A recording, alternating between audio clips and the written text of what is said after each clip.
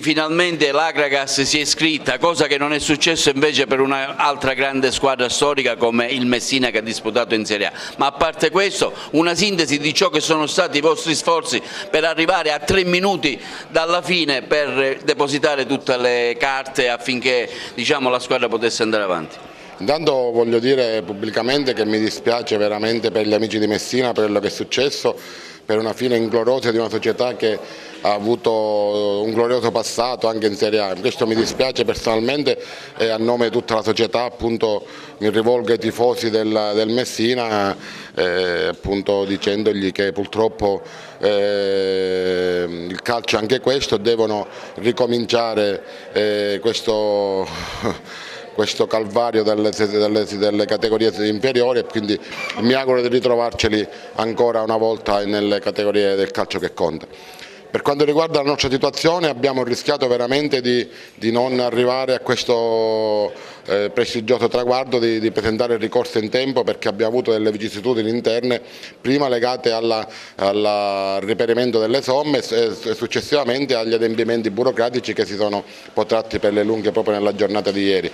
Ma ci siamo riusciti e tengo personalmente a ringraziare ancora una volta e per l'ennesima volta il Presidente Giavarini, che ha mostrato ancora una volta un grande senso di responsabilità nei confronti di questa squadra, di questa società, ma soprattutto della città di Agrigento e dei tifosi dell'Agragas.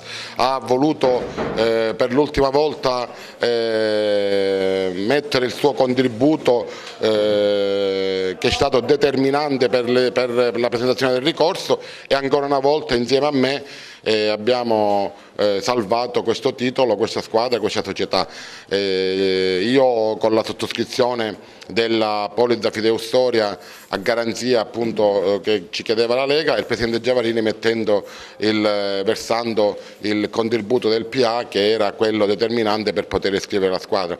Un grazie va anche ai tifosi di Agrigento, a quei soci che hanno voluto in minima parte contribuire anche loro a rimettere questa loro quota per poter iscrivere la squadra, ma è chiaro che il ringraziamento maggiore va al Presidente Giavarini perché è stato lui insieme a me ancora una volta artefice di questa iscrizione.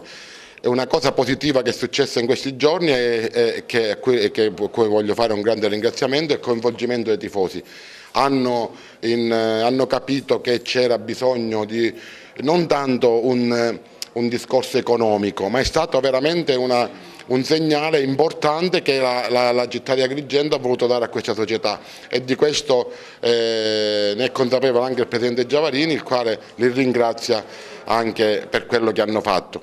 Ma sostanzialmente abbiamo cercato di lavorare per il bene dell'Agragas e quindi per superare gli ostacoli che purtroppo c'erano e che sembra siano stati rimossi. Ora aspettiamo buone notizie e con l'aiuto di tutto, in primo luogo dei nostri tifosi, ritengo che possiamo avere un futuro molto ma molto più sereno. Si è parlato di un nuovo gruppo che dovrebbe andare. Questo è un gruppo che è concretamente interessato, parlerà col Presidente Giavarini e io sono fiducioso che questa trattativa possa andare a buon fine per rafforzare ulteriormente la compagine Agragas. Ecco, parliamo anche di una squadra come il Messina che non c'è più, invece l'Agragas per gli sforzi che avete fatto esiste ancora.